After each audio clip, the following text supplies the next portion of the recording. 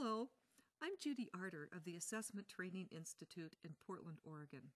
In the presentation you're about to watch, Rick Stiggins helps us think about how to expand the contribution assessment makes to school improvement. With assessment, as with so many other educational practices, beliefs can limit our ability to help our students succeed. Rick points out some common beliefs that may sound familiar to you.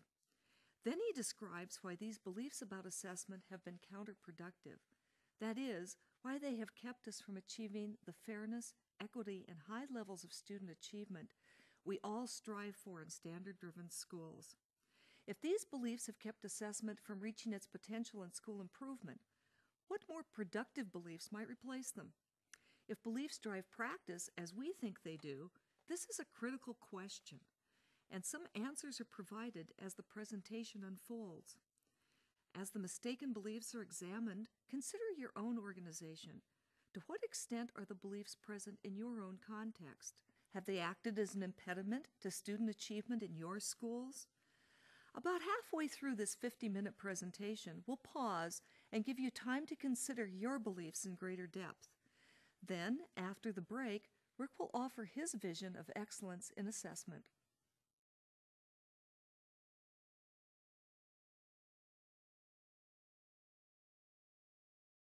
As we go along here, what I want you to do is to unlock from the traditions that we have thought about assessment for throughout our careers, both as students and as teachers.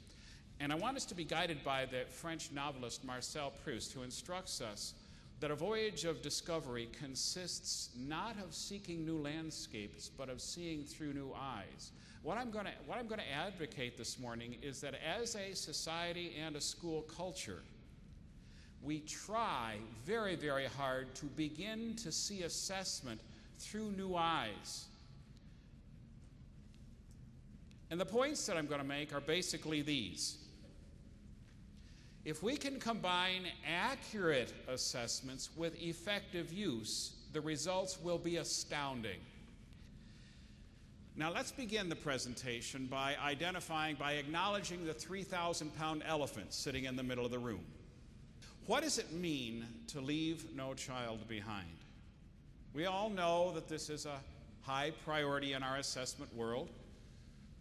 We all know that it represents a manifestation of a belief in standards-based education.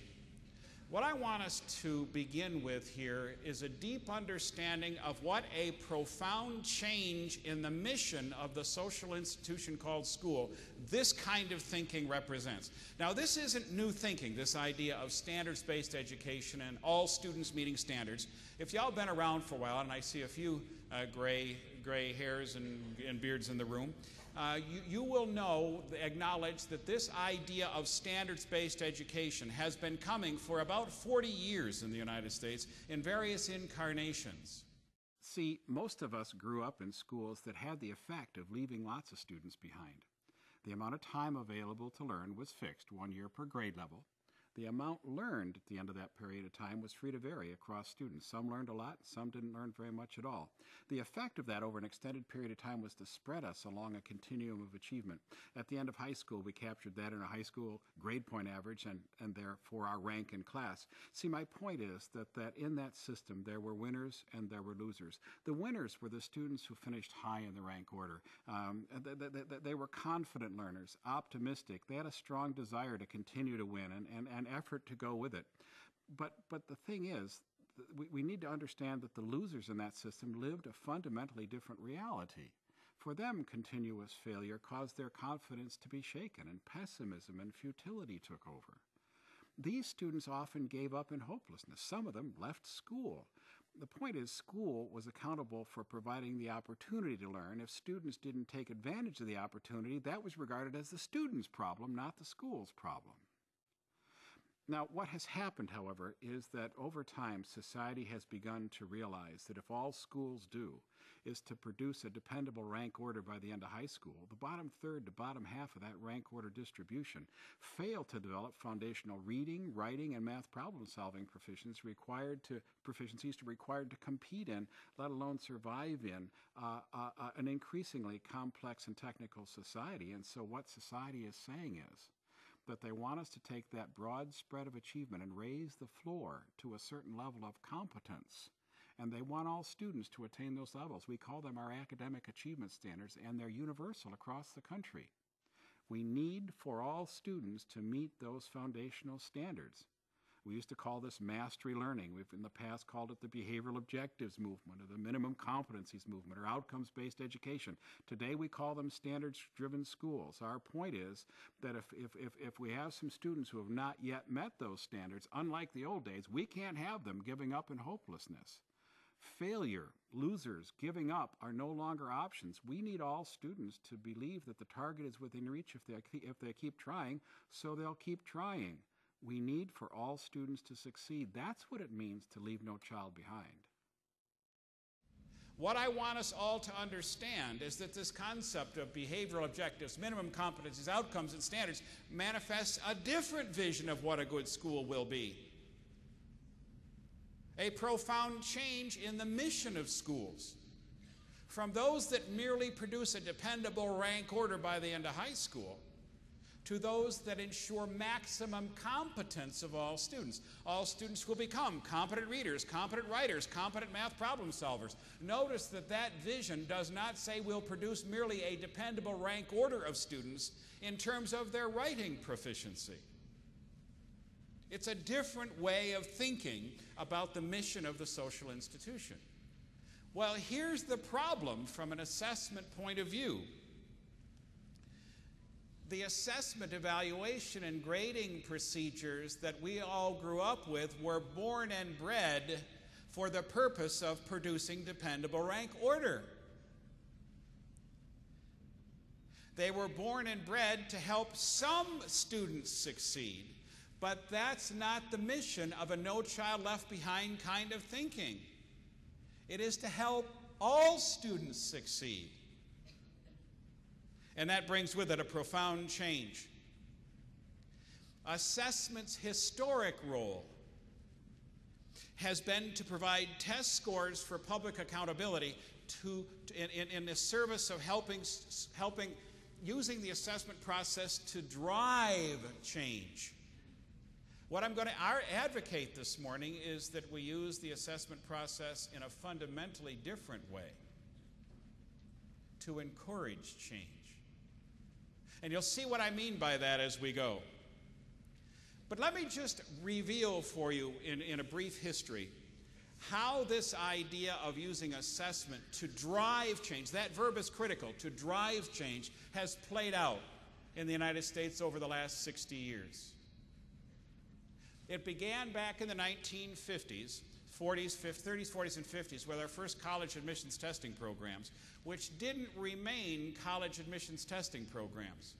What began to happen almost from the outset is we began computing average SAT scores state by state, ranking states on the basis of average SAT scores, and reporting the results to the newspaper. Now, why would a society do that?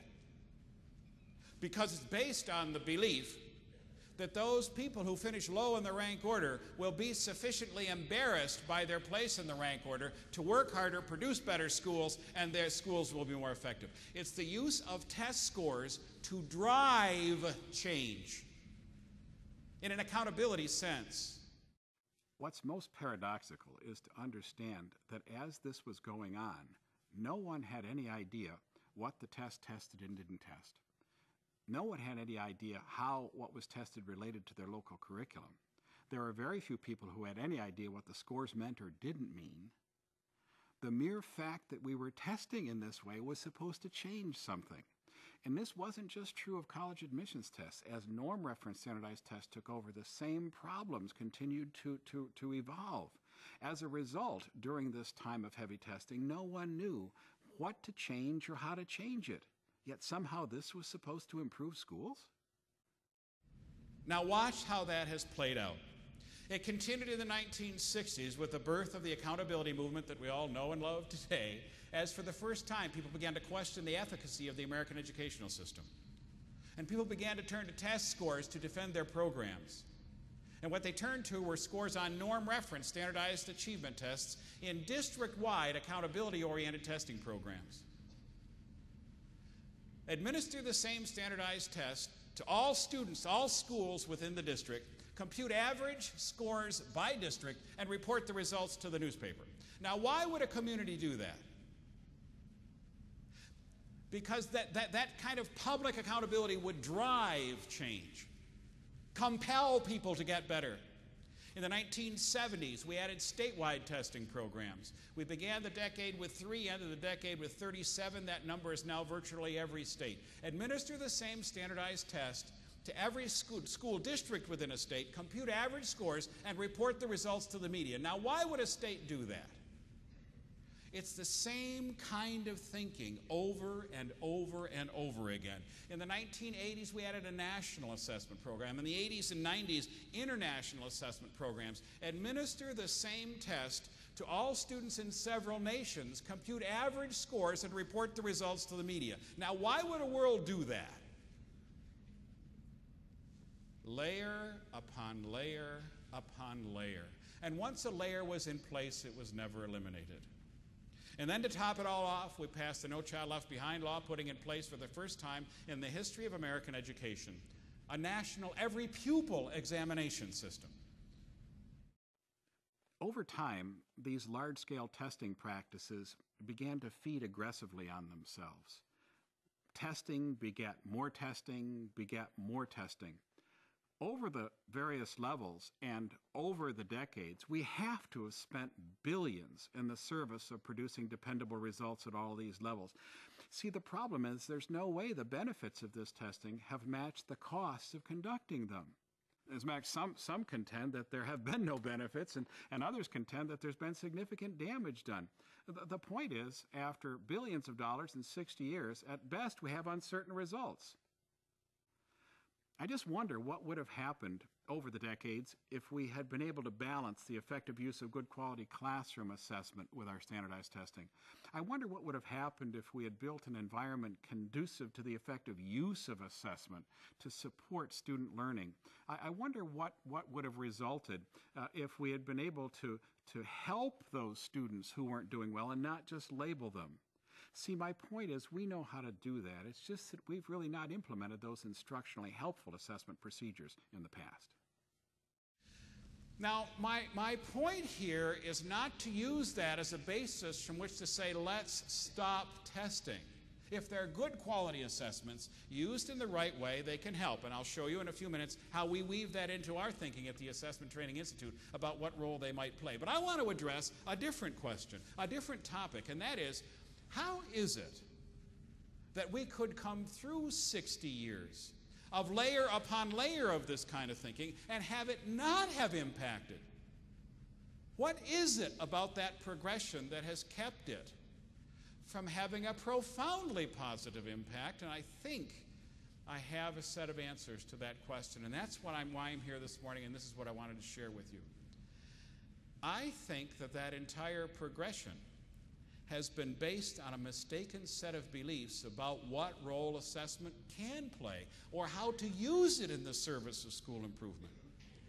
A set of mistaken beliefs that are societal, not just school culture beliefs. As a matter of fact, I guess I'm going to contend that we in the school community have been somewhat victimized by these mistaken beliefs, and I want to share some of them with you.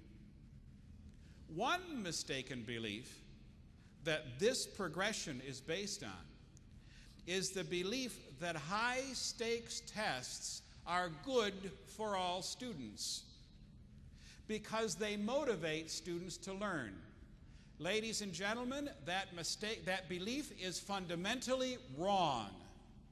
High-stakes tests are not good for all students. They're good only for those students who expect to succeed on them. For all other students, they are yet another source of embarrassment, frustration, and hopelessness that continues to drive them from the learning place. In this case, we need to return to an idea that I mentioned earlier about winners and losers. If we raise the bar to world-class standards and map those on high-stakes tests, then those students whose personal academic history has been one of success, the confident, optimistic students, are going to try harder and they'll learn more as a result of this, and the system works the way it was supposed to. But what we also have to realize is that those students who have not experienced academic success in the past are going to live a different reality. For them, if we raise the bar to world-class standards on high-stakes tests, they're going to feel that the chances of their success in school are going down, not up. We're raising the bar to even higher levels than those they've been failing at for years. And in their case, hopelessness and futility can take over and they can stop trying. My point here is that the emotional dynamics of the high-stakes test are different for these different students, and we need to acknowledge those differences. We carry a set of parallel beliefs around. I often hear reference to them as I work in schools. For example, we often operate on the parallel belief that if I judge you to have failed or threaten to do that, it will cause you to try harder. See, that's only true if the student feels in control of the contingencies that allow them to avoid failure in the future. If they feel as though they're not in control of those, then the effect of this belief is negligible. Another parallel belief that I see operational a lot is the belief that if a little intimidation doesn't work, try a lot of intimidation. Well, the bright, high-achieving student faced with intimidation will respond productively to deal with it. But students who are on losing streaks will respond differently. My point is that the use of intimidation to cause kids to want to learn when they don't believe they can is a dead-end enterprise. It can't work because that path leads through hopelessness long before it ever gets to competence. Another parallel belief that we all grew up with is our teachers often believe that the way you maximize learning is to maximize anxiety. What we need to understand is that our teachers were wrong about that. We now know, based on 2 decades of research on the functioning of the human brain during cognition, that when it's racked with anxiety, the human brain locks itself down in self-defense, making learning impossible. The emotional dynamics of that kind of thinking are wrong. What we need to do is we need to institute procedures that have all students believing that the target is within reach, so that they'll keep trying, because unless they're willing to keep trying, learning will remain beyond reach for them. Remember what I said at the beginning. High-stakes tests are good only for those students who expect to succeed on them. Now, let's not be naive here. There's no way in which people are going to stop the freight train associated with high-stakes testing. It's going to continue for the foreseeable future. So the remedy that I'm going to suggest then is that if we can't or won't stop the high-stakes testing, the high-pressure testing, the question we have to ask ourselves is, how do we set more students up to expect to succeed on them? And we have a solid assessment-based answer to that question. And I'll share it with you as we go. We know the answer to that question. We know how to use the assessment process to set a very high proportion of our students up for success, but historically we've not invested in it because we've been obsessed with the belief that the path to school improvement is paved with a better standardized test if we could just find the right one. I'll come back to that in just a second. Before I do, let me share with you another mistaken belief. This entire progression is based on the belief that it's the adults in the system whose instructional decisions contribute the most to student learning and school success. I'm saying to you, ladies and gentlemen, that beyond a shadow of a doubt, the belief is wrong. It's not that as adults we don't make incredibly important instructional decisions. We do, as teachers and principals and superintendents and as parents. We make critically important decisions that contribute to the effectiveness of schools. I am honoring that contribution, but it turns out that there are some other instructional decision makers present in school whose instructional decisions contribute even more to the effectiveness of learning, then do yours. Who might those other instructional decision makers be? See, we never think of students as assessment users. I guess most often we think of them as the victims of the assessment.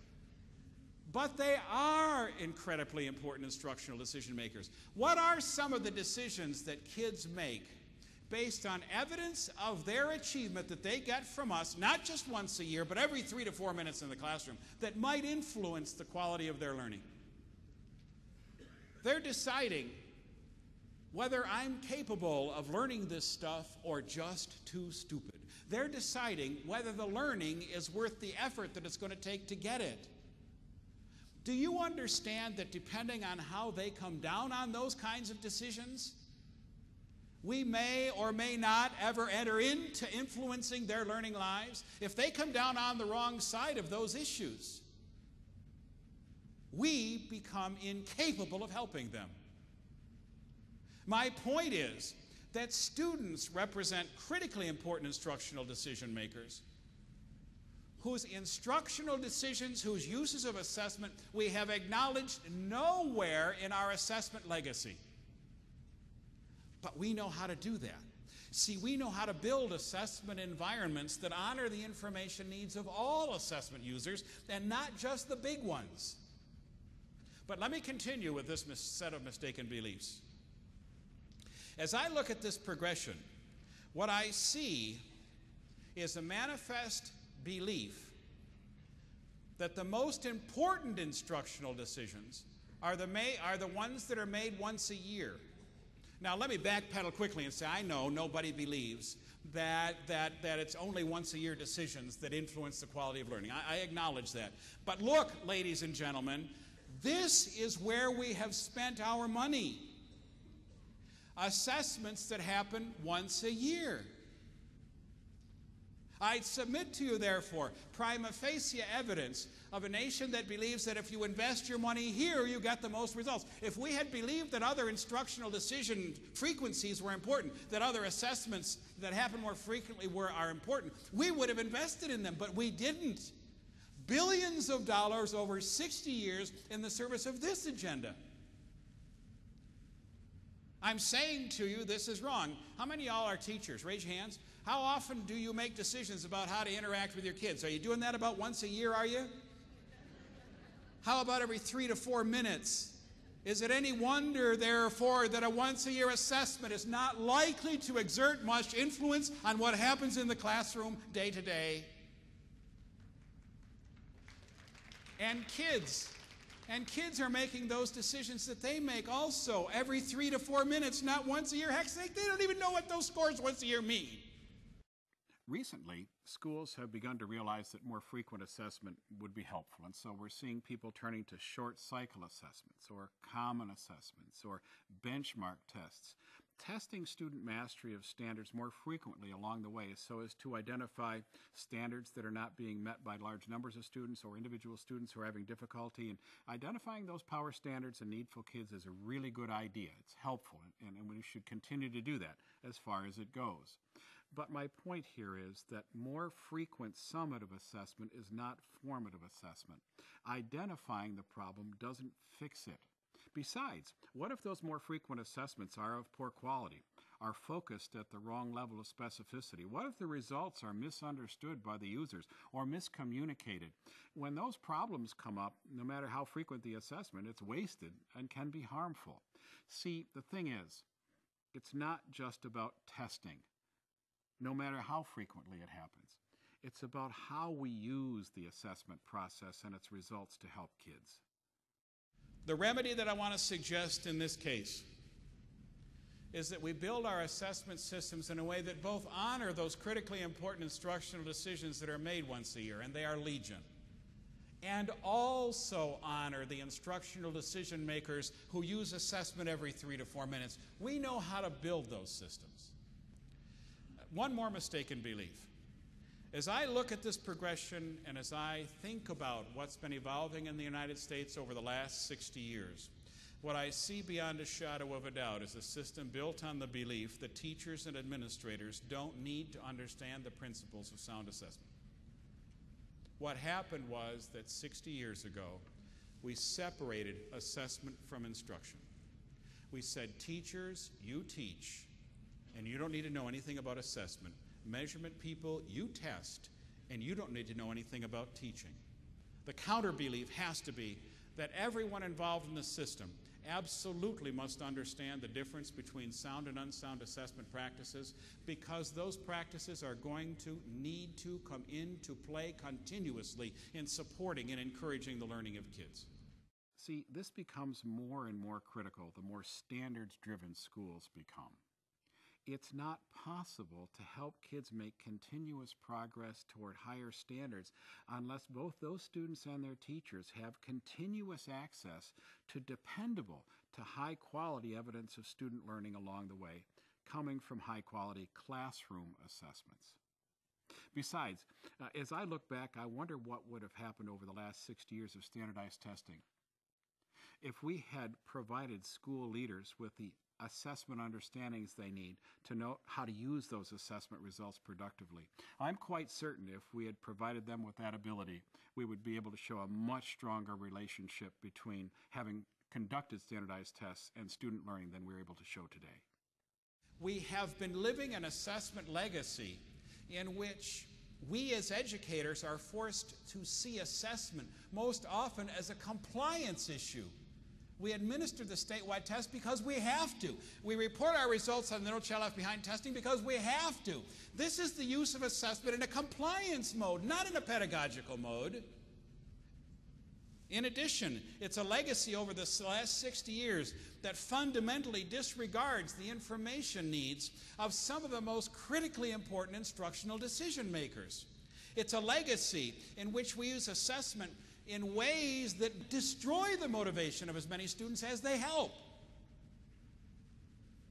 It's an assessment legacy characterized by failing to provide the practitioners who conduct schools with the assessment tools and understanding required to fulfill their assessment responsibilities. This is our legacy of the last 60 years, and we wonder why we can show no demonstrable impact. I think that the entire progression was doomed to impotence from its outset because it has been being conducted in an environment incapable of using it to any advantage. At this point in the presentation, you've heard several beliefs about assessment that prevent it from having its maximum impact on student learning. We'd like you to pause the presentation for a few minutes to consider two questions about your own local assessment system, be it a school district or some other organization. First, what assessment beliefs in your system do you think are most in need of change? And second, if those beliefs changed, what changes in practice would follow? After discussing these issues, please return to Rick's presentation where he'll describe an alternative vision of assessment, one which promises to have a major positive impact on student achievement. Then, he'll spell out certain conditions that need to be in place to realize this impact. As Rick proceeds, think about the extent to which the conditions are in place in your schools.